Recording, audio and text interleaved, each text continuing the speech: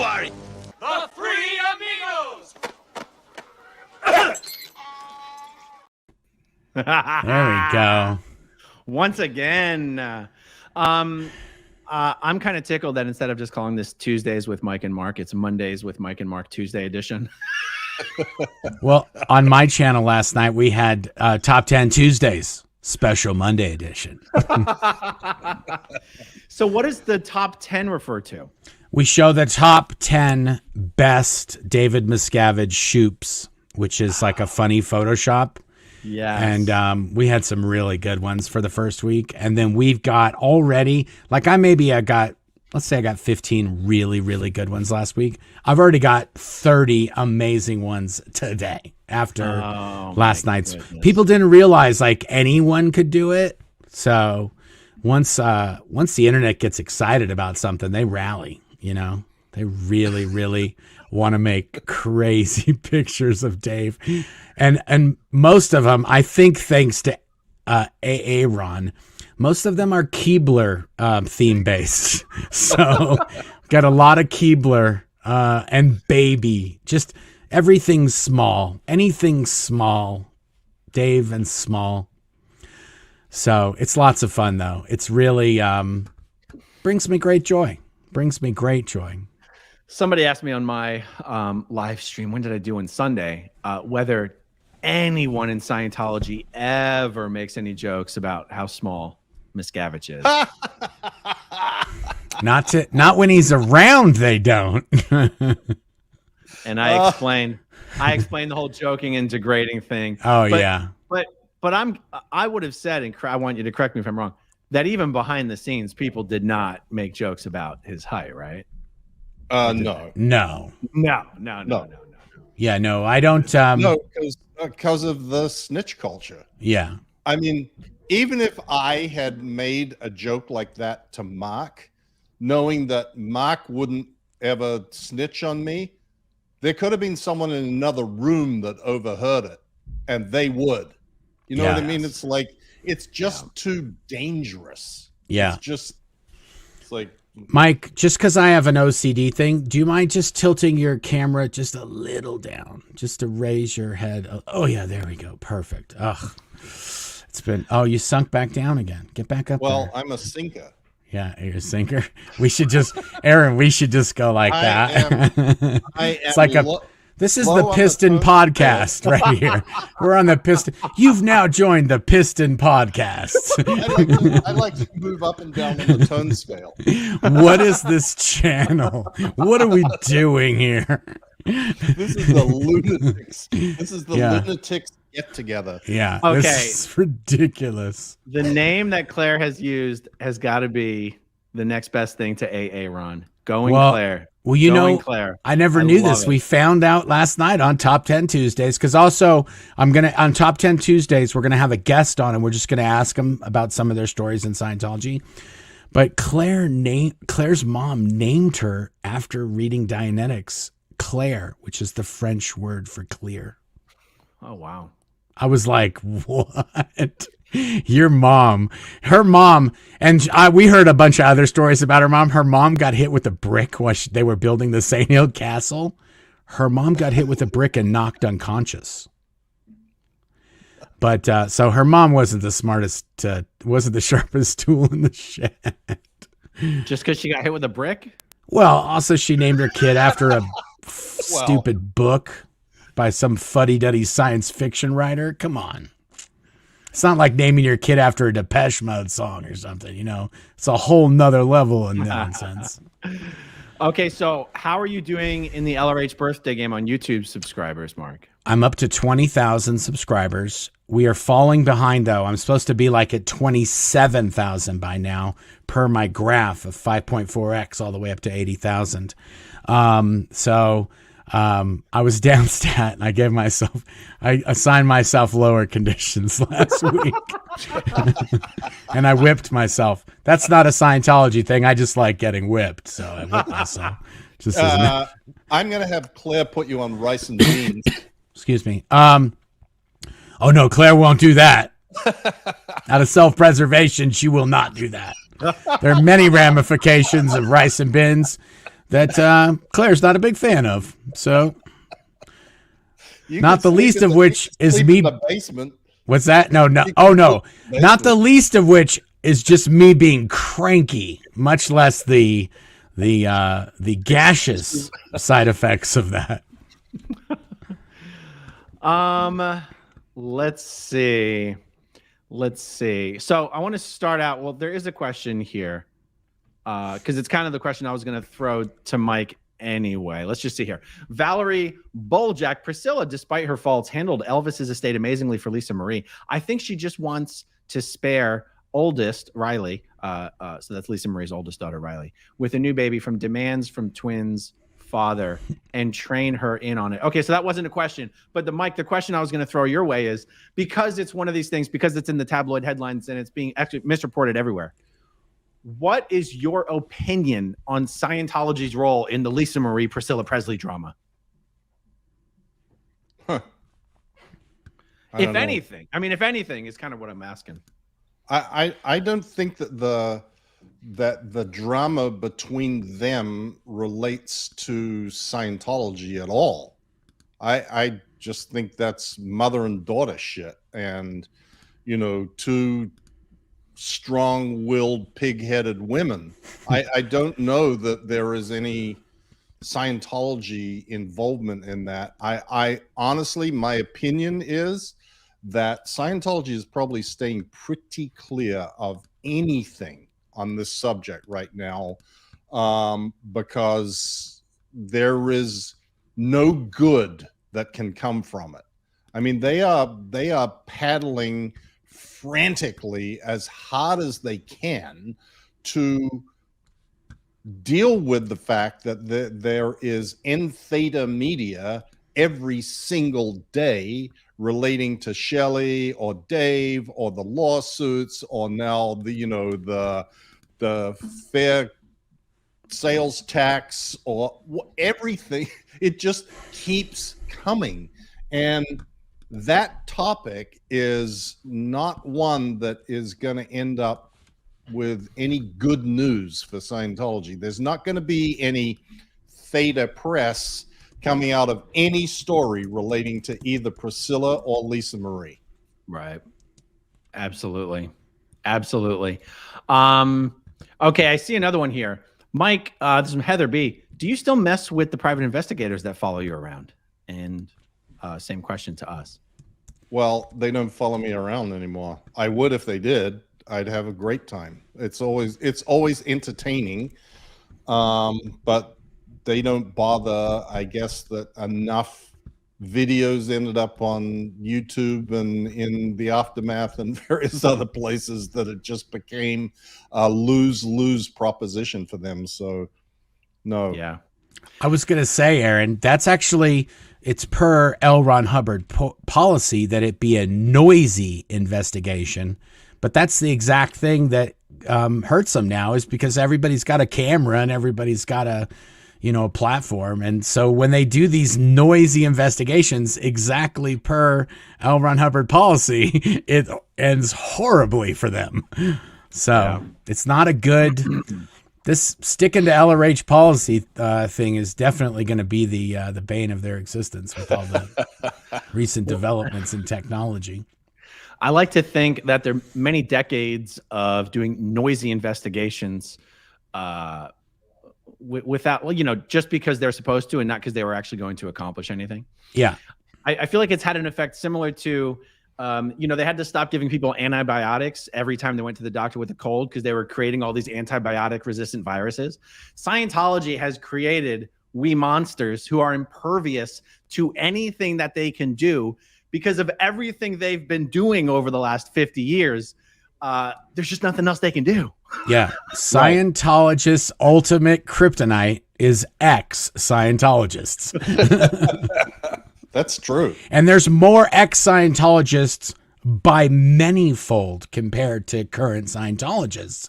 So we outnumber them just on our own. We outnumber them, much less the people that love just watching all the drama. That's what I realized. This is like we're somebody's soap opera. We're fighting against Dave, and Dave's putting hate sites out about us, and they talk about us in the media, and then we expose them. And we're basically just like a Scientology soap opera for everybody to watch. We just need Am I wrong? We just need No. someone's long dead aunt to pop up secretly pregnant with like your nephew's child or something. I remembered another question I wanted to float your way, Mike. In an interview you recently suggested, because people are always asking who's going to take over when Miscavige kicks the bucket. You suggested Shelley Miscavige might take over. How might that work out? Well, I had this realization. It was when I was doing the Mark Twain House Museum podcast, and the host asked, someone asked the question, and I'm like, well, I use my usual, in the land of the blind, the one-eyed man is king, and the least spineless jellyfish will rise to the top of what's left, and blah blah blah. Mike's got his go-tos. Exactly. They're my little cliches that I use for that question. Little crutches. And then I went, well, actually, the real person, if Dave died, Shelley would be freed. Shelley would be released. There wouldn't be anybody holding her anywhere for any reason or telling her she has to stay there. She could reappear, and if Shelley reappeared, the Mark Yeagers and the Norman Starkeys and the Guillaumes and Ray Midoff and anybody else who is a sort of a long lost figure in the world of Scientology executive leadership would look to her before they would look to themselves as, you're the person that we would actually follow. That's true. I had this sort of moment of clarity where I went, actually, if Dave got run over by a bus tomorrow, it's probably Shelley who would be the one to succeed him. Well, yeah, and she could make up whatever she wanted. Like Dave and I planned this all out. If anything happened to him, I'm the one. And there would be no contest. Larice, Mark, any of those guys would be like, yep, it's okay. What are we going to do? She was work with the old man. She's been around the whole time. That's a pretty good one. Yep. Nice. Hey, before I forget, I want to start out these things by plugging some books. There we go. I like that layout, Aaron. It's a triple sides there. Yeah. So if you haven't read Mike Rinder's book, A Billion Years, you can get it on Amazon. You can get it on Audible. You can get it on Kindle, hardback. Is there a paperback out yet? No. Okay. No. Coming. That's not coming for a year or so, probably. Oh, okay. And when the hardback edition keeps selling, they don't put out the paperback.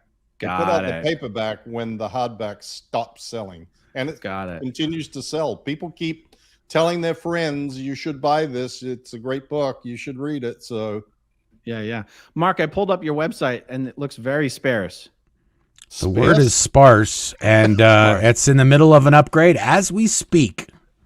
Sparse. I grew up in a cult. What do you want from me? So did I. But I know how to say sparse. As I say that as he's plugging my book. Learn how to speak. Don't shit on him when he's plugging your book, Mark. Yeah, I'm cantankerous these days. Just cantankerous. Hey, that means kind of cranky and sassy, Aaron. Oh, okay, good. All right. I used the word vexatious recently, and everyone in the comments was shocked that I could use a $2 word like vexatious. Wow. Yeah. Was that because Hulk Hogan was being vexatious? Yeah, Hulk Hogan's vexatiously copyright striking me. Did you see what I sent you on Twitter, from Twitter? I was confused by what you sent me. I didn't understand. Oh, does he have a Komodo dragon? He had a Komodo dragon in his backyard. He's assembling his army there, Aaron. You better watch yourself. I promise you, code enforcement is going to want to know about the Komodo dragon he has in his backyard on Clearwater Beach.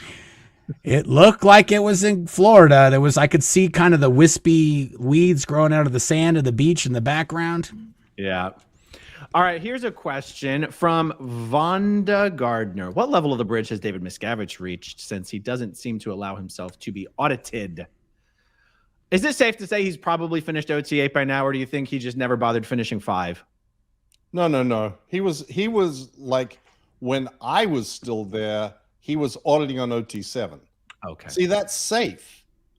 It's safe for him to solo audit. Right. And then he can tell people, see, I go in session. Right. It's just not safe to have an auditor audit. Sure. Aaron, please star that comment from Russ T in blue, the super chat, if you get a chance. Well, I go in sequence, so I haven't even seen it yet. Oh, okay. Actually, this is interesting because this story gets thrown around a lot. Mike, were you on the ship when kids, plural, were put in chain locker? No. Okay, but you've heard that story. Oh, yeah. And I was there when one of the kids who supposedly had been put in the chain locker before I got there was still there.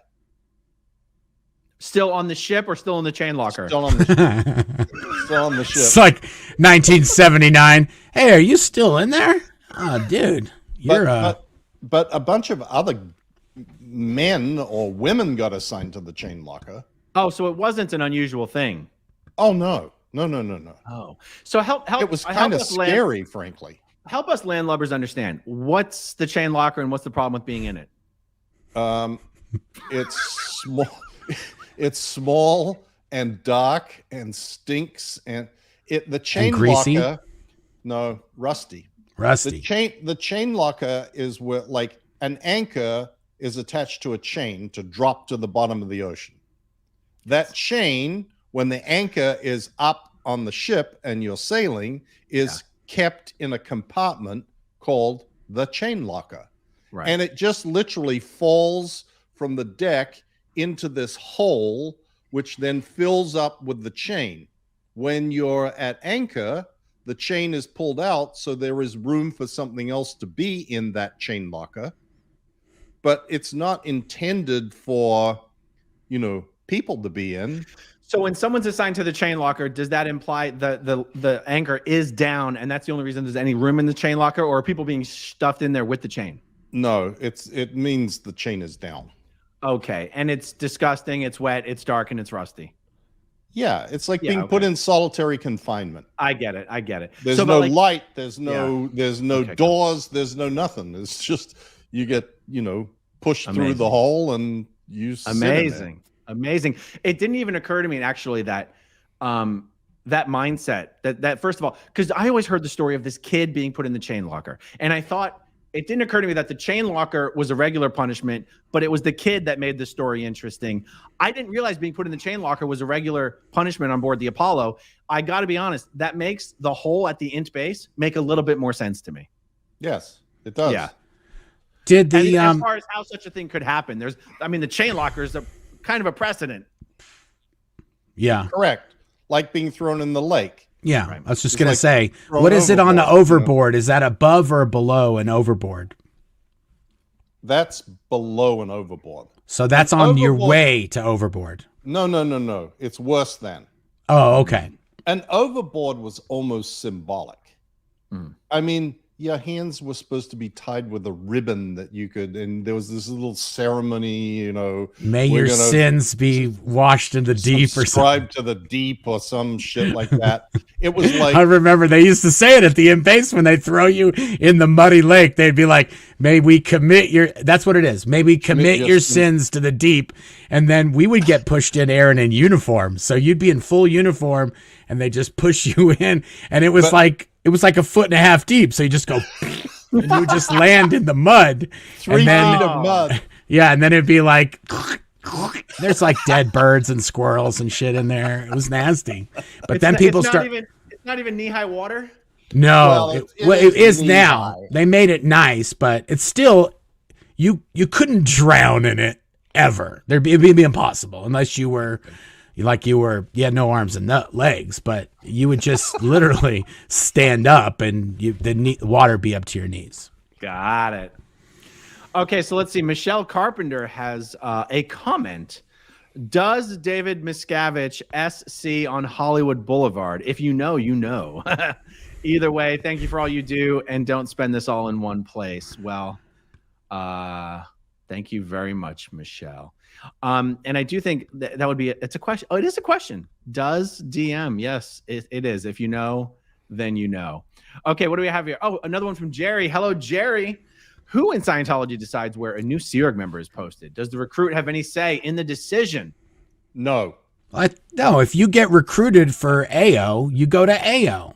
But that doesn't tell you where you get posted. Oh, yeah, no, the organization, yes, but not your job. Your job is... Even the organization is not necessarily the case. Yeah, that's true. Now that I think of it, I was recruited for Narconon and I ended up at Able. Right.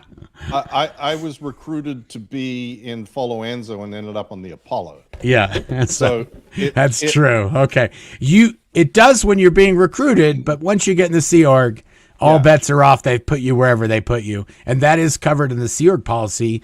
You must take any job assigned and to any location chosen. Right, something like that. Right. Yep. So, Mark, quick question for you on this, because your book and all your stories you tell, you're always in trouble, you're always misbehaving, you're always on the naughty list. How did you end up getting sent to Golden Air Productions?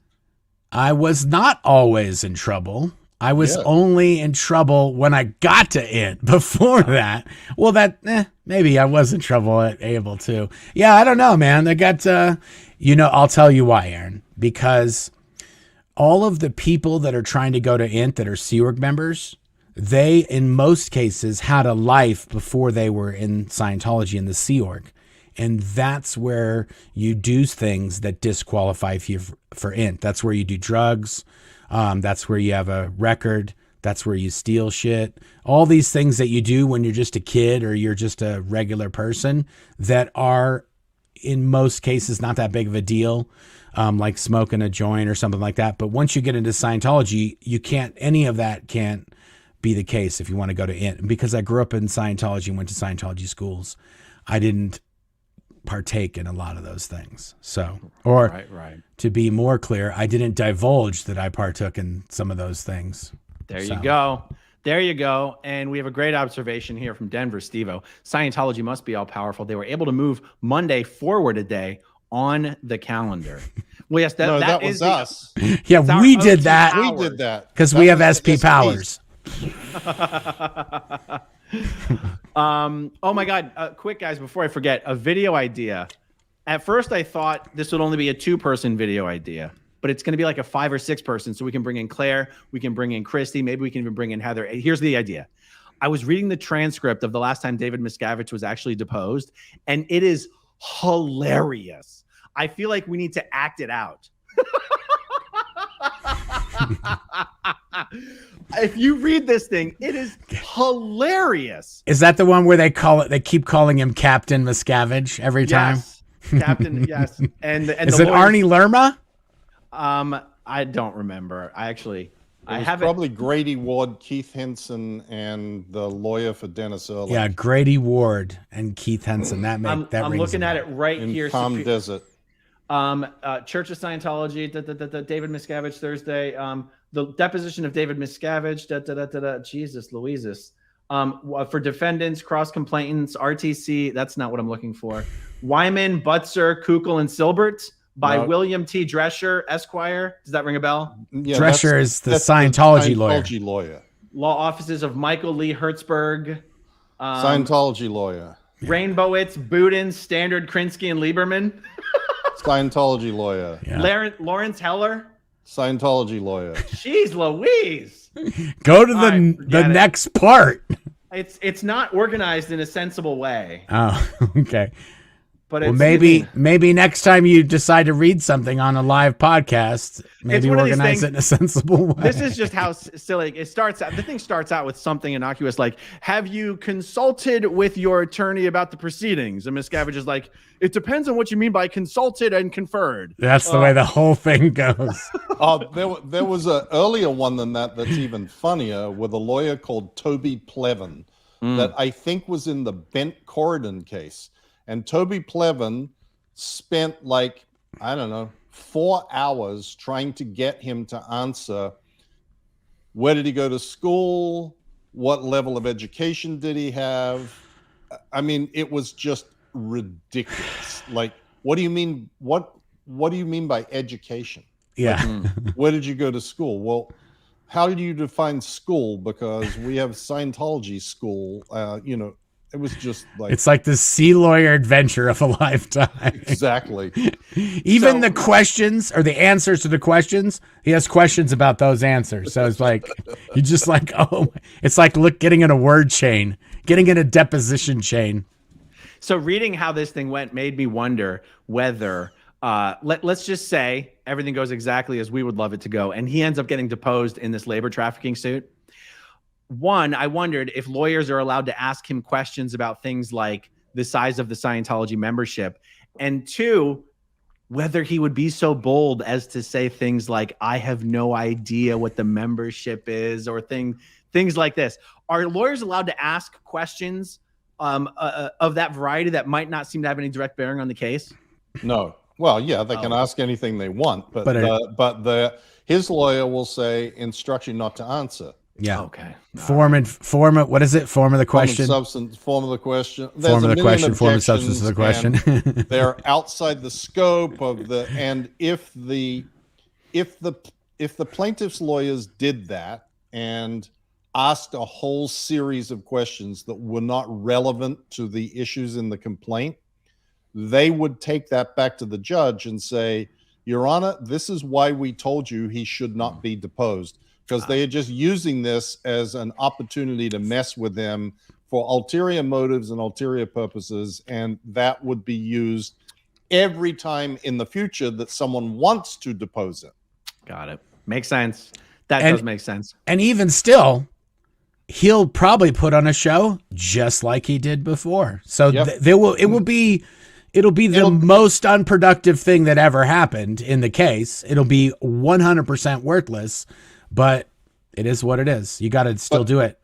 But, what happens is that there are relevant questions that will be asked, and he will not answer them. And if the judge decides that you need to answer them, then you can end up in some pretty serious trouble. Right. Like you start getting fined a daily amount for every day that you don't answer the questions. Like it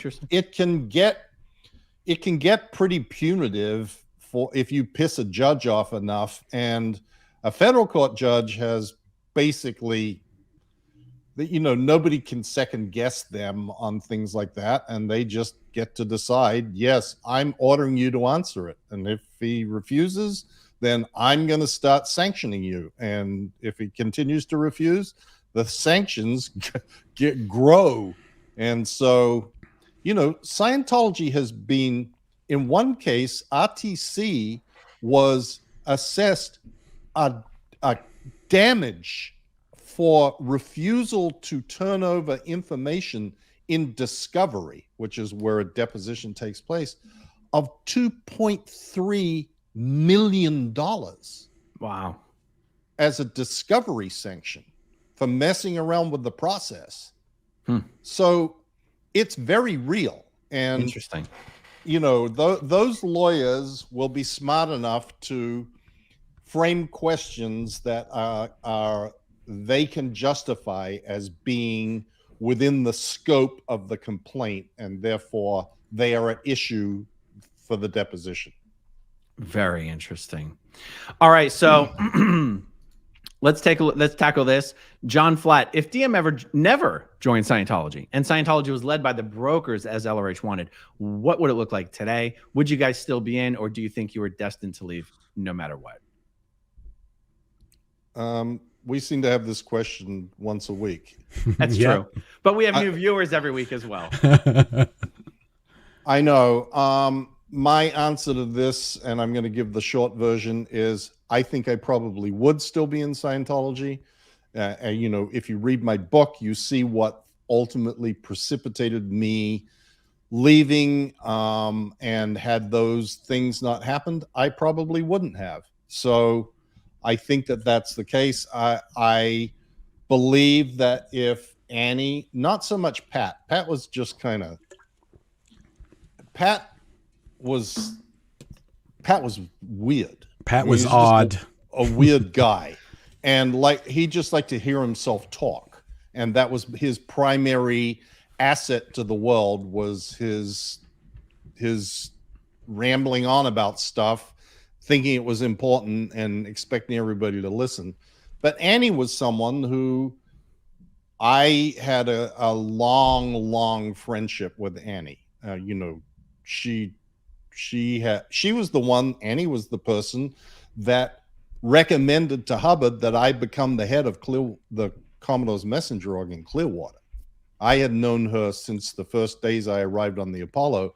Annie was a much kinder, more, you know, she just didn't lose her temper. She was a sort of a easygoing, nice person. She was super chill, like super chill. Yeah. So not at all in the Miscavige vein. So, you know, Scientology to a large extent today is a reflection of David Miscavige's personality. So you can sort of assume that Scientology, if it had been under the guidance of Annie Broker, would have been more of a reflection of Annie Broker's personality. Yeah, that makes sense. That makes sense. Okay, Daniel Cathers. Did LRH actually write new OT8? I thought the original OT8 was rejected. Nobody really knows, right? Nope. Nobody really knows. But nobody really knows if even if that version about the Jesus was a pedophile is fake or not. I don't know. Mike, is there any actual reason to suspect that Hubbard may not have written the OT8 materials? No. Okay. Not in my mind. Yeah. You know, there's different versions. Like, there's 2 or 3 different versions of OT1 that were definitely written by Hubbard because they're in his hand. And they're just different ones. Yeah. So that's actually one of there was a whole project done at the base, Aaron, where everything that Hubbard ever wrote, ever from beginning to end, was put in order and laid out on tables. And they did this at the Cine Castle. And they did it because Hubbard contradicted himself so many times over the course of writing things, and everything was revised, and this person revised it, and then the compilations, and it's all mixed up, and you can't tell what the sequence is. And so they took the original L. Ron Hubbard writings and they put them in order so they could figure out, okay, we'll use this one as the correct one, and take it out where he contradicts himself, take it out of the earlier ones, because it's just confusing. But that's like a common thing, that he says this here, and then later on he says, or he uses Ingram in a certain way here, defines it a certain way, and then he defines it completely different and in a separate place. And that was one of the things that Mike was working on for a while. Well, that I will let you know, Aaron, that the future of Scientology is looking particularly bright now, because there is now perfect admin. And this is a result of a many decades long project by Mr. Mickey Whips that did exactly what Marc said. And the Cine Castle is a huge place. It is huge. And there were tables that were laid out in the hallways that go all the way around the actual area that is used for shooting films, the actual stage. And the hallways are like 10 feet wide. Yeah. And you could drive a car through the hallways. And the total length of those hallways is probably 800 feet, What do you think, Mark? I would say like 500 yards because it's 100 500 yards. Well, yeah, the studio is as big as a football field. Actually, I think it's bigger than a football field. So you got 100, 100, and about 50 or 60 because it's not the exact size of the studio because it's outside of the studio. So it's 300 yards. Yeah, which is about 900 feet. Okay, well, I said 800. Anyway, whatever. It's a shit lot of stuff. And he had every single policy letter and piece of admin tech printed out and laid out in date sequence. Just like Mark said, that was the beginning. And then he assigned various teams because he decided that the trick of admin tech is that Hubbard had written a whole bunch of things that were connected, that some event would occur, and then he would write something about what Div 2 was supposed to do about it, and what Div 6 was supposed to do about it, and what Treasury was supposed to do, and you had to put them all together, but they weren't necessarily by date. The stuff may come later. So he had these projects, and the number of people that were on these projects, I mean, John Horwich was on it forever before he blew. I was on it forever before I blew. Jenny Linson was on it. Angie Blankenship was on it. Mark Ingber was on it. Mark Yeager was on it. Ray Midoff was on it. Norman Starkey was on it. Every single person that anybody knows did this. And they would come to the city council where we worked, and we'd see a whole new bunch of these guys would be like, oh, fuck, not another bunch of these. Because they'd work on it, and they'd be in the hallways, and they'd mess up stuff we were working on. And then they'd bug us, and they'd eat our food, and they'd piss in our toilets. And then they'd get in big trouble, and they'd all disappear. And then like 2 weeks later, a whole new batch of them would show up. Start all over again. And this was to properly compile the OEC, because Mr. Mikiewicz said that the OEC, the reason why people couldn't do anything even after they had read all of the policies was because they weren't reading them in the right sequence. So if you read them in the right sequence because they'd been put in the books in the right sequence, then you would be able to actually duplicate and apply the brilliant admin technology. And that is why the OEC volumes disappeared from sale like 20 years ago, because he said, you're not allowed to sell that shit anymore. That's all bad. We're bringing out new OEC vols. They still haven't come. Yeah. The people who are training on this brilliant new perfect admin technology are training not with OEC volumes. They just have check sheets that follow the sequence now that eventually someone decided, well, this is the correct sequence for this. Right. You know, I hope someday one of these YouTube channels with mental health experts like Dr. Todd Grande will do some sort of an analysis of David Miscavige, because it says something that Miscavige has decided at many points during the evolution of Scientology, that Miscavige says no one has ever in the history of Scientology been correctly trained on how to audit. No one has ever standardly learned what a floating needle is. Nobody has ever standardly learned what an instant read is. Nobody has ever correctly attested to the state of clear. Nobody has ever understood the basic books because there was too many semicolons in them. And nobody's ever understood administration. And this is right in the face of the fact that L. Ron Hubbard is supposed to have already done all this perfectly. I know. And he's the one who trained all these people that are doing the books. And I was funny because Mike's saying, oh, this new admin tech come out, you're not supposed to follow the old one. That's what they said when they released the old one was, oh, these policies are all messed up. We got to do these ones. And this is the best part. Right. We did all these events in the 90s and the 2000s. Guess who's telling everybody that this is the shit? David Miscavige. In almost every, like you go like, he would talk in KDL, Key to Life and Life Orientation. This is shit. I can't believe you guys released this. Da-da-da-da-da. You go back to the event when they released Life Orientation and KTL. Who's the one who released it? David Miscavige. Who's the one who hired all the Disney illustrators? David Miscavige. Who's the one who did that whole project and micromanaged? micromanaged. The whole thing, David Miscavige, and he's the one saying it's all shit. It's all shit. That's right. But when it was released, he was very happy to take all the credit. Yeah. I was actually thinking about this yesterday, in that it would be one thing if every time he came out with a new whatever iteration, the size and scope and success of Scientology like ratcheted up a level, and then he's like, no, we got to reinvent the game, and then bring it up another level, and then another level. He keeps iterating and iterating as everything's on the way down. Things keep getting worse and worse and worse. And Aaron, that's no clearer than the people that are in the hole and all the people that he's yelling at and screaming at and kicking and pushing and punching.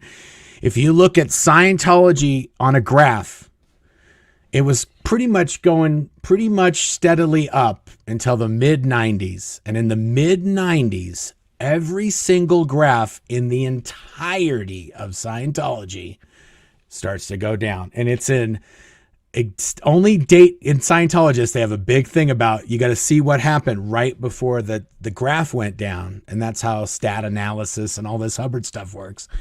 But the thing that's date coincident with all of Scientology taking a big crap is the golden age of tech.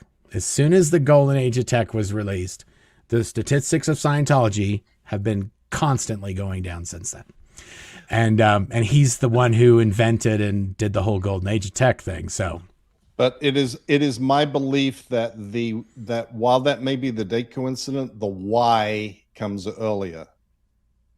The why is the IRS exemption.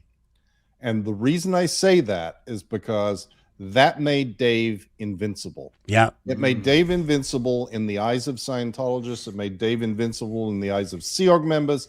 He could do whatever the fuck he wanted with them and with no government oversight. I mean, there was once a year meetings with the IRS Church Tax Compliance Committee for 5 years, but that was just a PR bullshit exercise. And he basically had carte blanche at that point, and Scientology has been going down the shitter ever since. It just took him 3 years to spool up until he was like, Mark, I'll tell you what, he might have learned, like he might have been kind of like overstepping his boundaries a little bit, pushing it. And then by 96, he realized, oh, I could just do whatever I want. There's nothing they can do. Okay, let's do a quick lightning round. And also, Mark, it's okay if we're like a couple of minutes. Okay, we're going to do this real quick because we got to jump onto part 2. Oh, yeah, it's 5:45. I just have a giant Post-it note that says push live button on my screen. Okay, so real quick, does everyone in the Sea Org get $50 regardless of rank or post? The answer is yes. Yes. Okay. Some people get bonuses. Well, less. There's some bonuses, but that's fine. What happened to Marty Rathbun? Did he unblow? Marty did unblow. Okay. He wasn't blown for good. He didn't blow for good. He didn't blow for good. He went back to do Miscavige's dirty work, but he's not officially a Scientologist. Okay. Right. Kathy Ann, so when are the wrestling and the Three Amigos outfits? As soon as I defeat Hulk Hogan definitively, we will do the wrestling outfits, or at least I will. Okay. I'm not putting on a spandex. I'm allergic. Adam Masters, were you ever forced to disconnect from people when you were still in? Yes. What did you think about people who were declared SPs? That they were trash. Right? Okay. Big dude, 3 questions for Mike. 1, A Billion Years UK release. Is it coming? Well, it's already out in the UK. Maybe asking about the audiobook, which I just got told today. W.F. Howes, Howes, is the distributor of the audiobook for English-speaking countries outside of the United States, including UK, Australia, New Zealand. They were supposed to have it done by the 31st of January. Now they say it's going to be the 23rd of February because they have technical issues. Okay, interesting. Fair Game Podcast, ever coming back? Yes. Good. Marty Rathbun, will he see the light, and would you welcome him if he comes back? No, he won't see the light. Right. But if he came back, we'd probably figure out how to welcome him. Yeah. Jake Lloyd, is it safe to buy e-meters from eBay or books from Amazon third-party sellers, or are these all church fronts? it's safe. I mean, safe if you mean, are you secretly buying from Scientology? No, Scientology will never sell through a third party ever. Nope. And let me see. Okay, that's a sticker. That's a sticker. Mark, at least her name is Claire and not Xenu. Okay. That's interesting. I love all of you. Please never stop streaming. Mike, I'll tell you what, if you want to go jump over on Mark's, I will finish up to make sure I don't leave anyone hanging. Okay, buddy. Okay, cool. See you in a minute. All right, everybody. Oh, let's see. Oh. I just want to make sure it is my, I always kick myself when I quickly jump off a live stream, forgetting to actually answer everything. Okay. And this will automatically redirect to Mark's stream once I finish this, by the way. Wouldn't it be great to get a hold of the creepy AEIOU tone level training videos for YouTube? I'm sure not just saying, I swear to God, I am just waiting for the day that some director of technical services leaks all of Scientology's tech films to the internet so that we can have an amazing time with them, because that AEIOU tone scale film is one of the creepiest things ever. Thank you for that one. Daniel Cathers, maybe Scientology does noisy investigations because they are fed beans and rice. I see what you did there. And I think you could be correct. All right. Mojo, if there was one person other than Miscavige that could blow the doors off the whole Scientology grift, who would that person be? Well, the answer is Shelley Miscavige. Tom Cruise might have a lot of horsepower to throw at such a goal, but Shelley Miscavige would be the most effective. Another one from Denver, Steve-O. Mike, 2 questions. First, please share some stories of Tom DeVocht. We wouldn't have had time for that anyway, but sorry about that. We never hear much about Tom. Second, how fast can you grab a copy of Leah's book and a biography of Stanley Tucci from your bookshelf? That is a funny one. I'll send that Mike's way after we finish up tonight. Daniel Elliott, Claire should listen to Planet Claire by the B-52s. I like that. That's a good idea. Sasha P, if he's ever convicted, will Captain Scrunch have to get a customized prison made out of an old cereal or Cracker Jack box? I'm a vet and just shaking my head at the faux military nonsense. God bless you guys. Yes, that's a very clever comment there. It's very imaginative. Thank you, Sasha. Jeremy Pasta, have you had any contact with Jim Cornette lately? No, and I was really hoping that he would want to do some sort of a crossover. I haven't reached out to him or tried to contact him or message him through the YouTube channel or anything, but that would be a lot of fun. Okay, Stacy Y, Scientology is the soap opera. You're just the storytellers, and you all do it so well. Thank you so much. And I really do hope that we get a lot more people jumping on with channels, because everybody has their own fantastic, unique experiences, different stories from different orgs, different continents, different time periods. The more Scientology channels, the better, and the more of a nightmare it is for Scientology.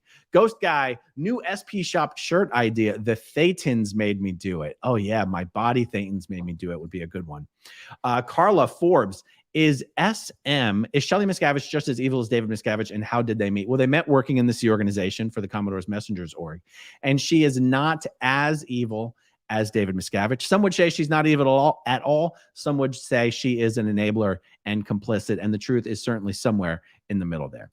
Okay, I got another one here. Mike, how did Scientology and Miscavige react, feel, say behind the scenes to parishioners and to JT about him dressing in drag for the Hairspray musical on national TV? Yeah, Miscavige very much does not like the gays, and him dressing up in drag would have been a real sore spot for Miscavige. But much more I could say about that on the John Travolta side, but not right now. Russ T, got any stories about Clarice? Okay, so there must be a crap ton of comments, because Mark told me to star that comment like 30 minutes ago. Guys, I just don't think I'm going to be able to get to all these. I feel so freaking bad. Just interesting. The Other Billion book has 276 reviews. There were a lot of ones. And then for around 12 days, I don't know what to do about that, Mel, but I'll let Mike know and see what he has to say about that. Here's one. Did you take specific courses to learn marine lingo when first going to work on the ships, or was it learn as you go? I know I did not work on the ship myself, but it was learn as you go. So Armin Stefanian, hi from London. Thank you for everything you do. So inspiring. Question for Mike. Any news on when the Audible version of your book will be available in the UK? I think he did just answer that question before we jumped. And Julie Russell, do any of you believe that Scientology is at some level responsible for the deaths of Jet Travolta, Kelly Preston, and Kirstie Alley? To the degree Scientologists are disincentivized to go seek medical help, I think the answer is yes. In Jet's case, Jet was actually taken care of quite well. He really, he was on medicine. He did have a nanny to look after him. It really was just a tragic accident. Kelly Highland, I recall a lot of Sea Org ads in teen magazines growing up. That can't be true. Kelly, if you send me, God, you wouldn't have any evidence of that, would you? If you have any old teen magazines or 17 magazines lying around, I do not think you would have ever seen a Sea Org ad in a non-Scientology publication. That never would have occurred. But I guess we'll see. Okay, Fat Cats Heaven. Come on, guys. If you enjoy this podcast, get an SP bracelet. I got mine. Thanks, Aaron. Claire gave me a number. Oh, excellent. Support the Aftermath Foundation. You guys can get any merch from the spshop.com. All funds from the SP shop go to support the Aftermath Foundation, which helps people who are escaping from Scientology. Where's my SP bracelet? Bang. Okay. Let's see. Big dude. Hey, Ron, you done messed up. I saw your mutt on the Mark Bunker Clearwater tour, as he is an SP dog. Will he make an appearance on Growing Up in Scientology at any time? I think after the next time he gets a bath and a brush and he's all fluffy, I'll bring him on the channel to say hi. Okay, this question got answered before Mike had to jump. And the Copper Mustache, how did DM react to his Ted Koppel interview? Miscavige thought he did so good on the Ted Koppel interview, he had an Emmy Award made for himself. Passenger shaming. Does Mike own roller skates? Pics, please. I doubt Mike owns roller skates. I've never seen him in roller skates. So Holly Lewis, male friend died. Daughter's mom into Scientology. Mom SP'd me because tried to warn her. Worried for a 13-year-old daughter. Found child on Facebook. That's a lot of stuff, Holly. Maybe shoot an email to the Aftermath Foundation. Okay, Carrie Ann Sutherland just bought Mike's book today. I'm so excited to read and listen to this book. Fantastic. Tell a friend, and more the merrier. Liz Turner, how many of the execs that shared the hole with Mike also got out? That's actually a really excellent question. I'll try to pass that one on to him after this. John Flatt, did you have any academic interests or hobbies while you were in the Sea Org? No, there's no time for that. Rather, did you want to have any but couldn't? Yes, I very much wanted to study political history. What are your interests now that you are out? The Lex Friedman podcast pretty much covers all of my interests, and comedy podcasts. Love comedy. Okay. Gia Falcone, love you guys. You help me better understand my own experience in a difficult cult. My burning question, do you think DM is celibate? Yes, I absolutely do. No matter whether he eats off of his assistant's plate or not. Okay. Cricket. How do the people get from base to another that is a long way away? They just travel, like cars, trains, planes, automobiles. Sea Org members travel just normal methods of traveling. Okay, Christopher Martin. Catherine Bell's daughter is reportedly set to star in a movie with her. Do you think there are any efforts by Scientology to have a new generation of celebs? Scientology doesn't think about things that thoroughly, believe it or not. Thank you for the question. Dave Robin Cahill. Will Dinky Dave be deposed about the church policy of dropping the body given to Whitney Mills? Thoughts? He will not. Nothing that happened with Whitney Mills will touch David Miscavige in any way, shape, or form. Of that, I am supremely certain. Thank you for the question. Very much appreciated. Brian S. Unusual for a dictator not to be involved in sexual deviancy. Was he accidentally castrated trying to step over a turtle? Yeah, it's just... if Miscavige were ever caught doing such a thing, it would actually be something that would undermine his authority to such a degree that he could actually be overthrown if he was caught messing around with people. Truly, Sea Org members feel that strongly about it. Bean Sprout Mama, the Delphi school in my city changed names to Da Vinci, but doesn't seem to have changed hands. Is this happening to other Delphi schools? You must be in Pinellas County. There's a Da Vinci Academy. It is a charter school, not a private school. I could be wrong about that. I don't know if it's private or if it's charter. And I know a Scientologist named, oh, it's on the tip of my tongue. There's a bunch of Scientologists on the board of this charter school, but the one I'm thinking of did not used to be a Delphi, at least to the best of my knowledge. So look, there very well may be some Scientology connection to these Da Vinci schools, but I haven't looked into it as much as I should in order to answer the question confidently. Eva Bendana, how many Scientologists blow every year worldwide and new? Well, we would never know that because not everybody who leaves Scientology would seek help from the Aftermath Foundation. But I can tell you every single week, the Aftermath Foundation is helping people who are leaving and escaping from Scientology. Thank you for the question. Valerie Boljak, is DM capable of actually caring about another human being? He seems incapable. He does genuinely seem incapable from all accounts of people who've lived and worked with him for decades and decades. What is a Scientology funeral like? Don't have the time to fully answer that one right now, but it's not remarkable in any way, shape, or form. Remember, Scientology does not think that these events have any particular significance. So any ceremony that there is just really just for the sake of having a ceremony, since they're supposed to act like a religion. Okay, Barbara, is there something that DM does that isn't well known? It's not very well known that he loves playing video games. Any Sea Org member would get RPF'd if they got caught playing video games, but Miscavige loves playing video games.